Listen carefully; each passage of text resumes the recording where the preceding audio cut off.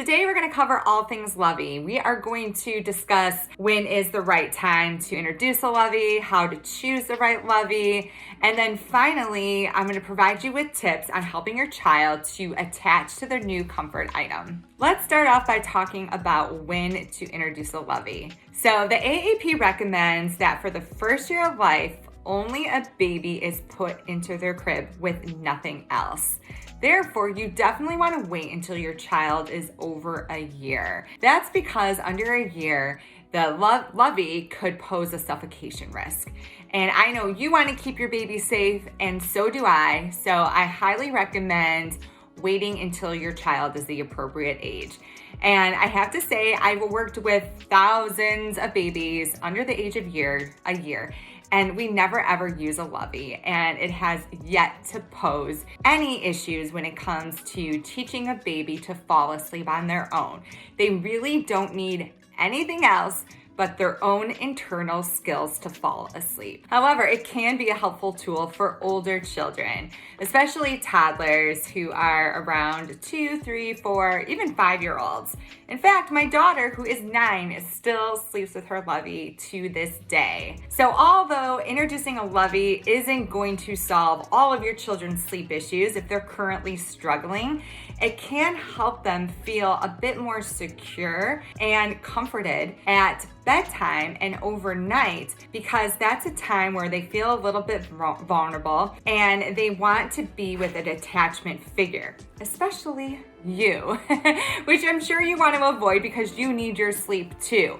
So a lovey can help to fill that void. Now that we've established when it's age appropriate to introduce a lovey, let's talk about choosing the perfect comfort item for your child. So first and foremost, if there's something your child likes to sleep with, obviously I would choose that.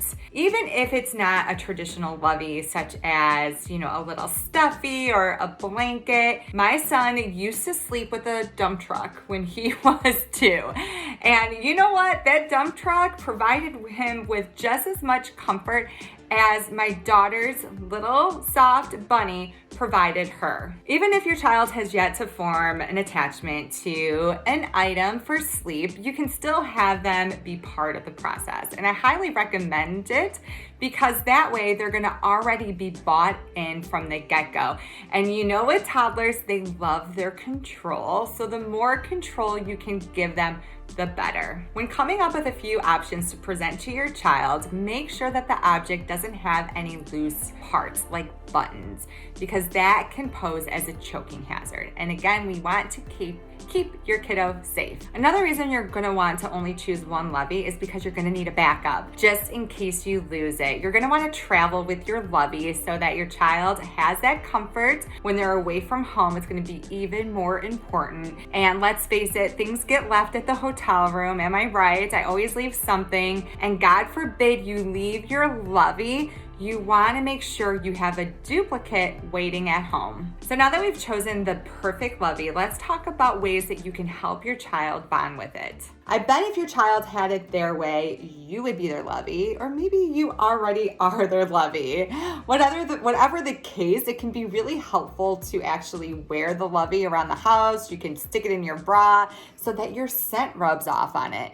That way, when they have it, it smells like you, and it's going to induce those warm and fuzzy feelings. Next, don't expect your child to bond with their lovey right away and want to sleep with it. Make sure that you're slowly introducing it into their bedtime environment. And the best way to do that is during the bedtime routine.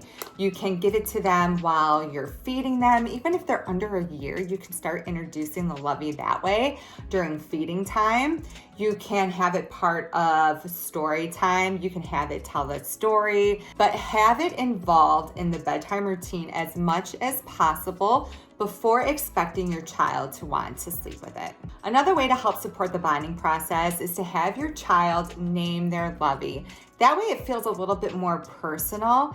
And then again, they get that control. They get to choose the name, so they're gonna be more bought in. Next, you're gonna wanna give it to them every time you put them down to sleep. And I would recommend tucking it in with your child. They may not know that they need to hold the lovey.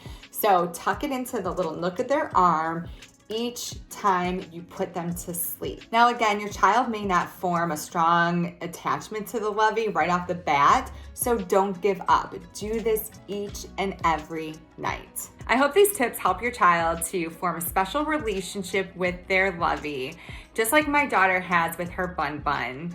Even at 9 years old, when she sees her bunny, her eyes light up. And I know that it gives her a lot of comfort and security at bedtime. Now, as I mentioned before, don't expect the lovey to solve all of your sleep issues. When it comes to toddler sleep, what's most important is that they're falling asleep independently and that you have firm boundaries in place. If you feel like you need help with either of those things, that's why Kelly Murray Sleep exists.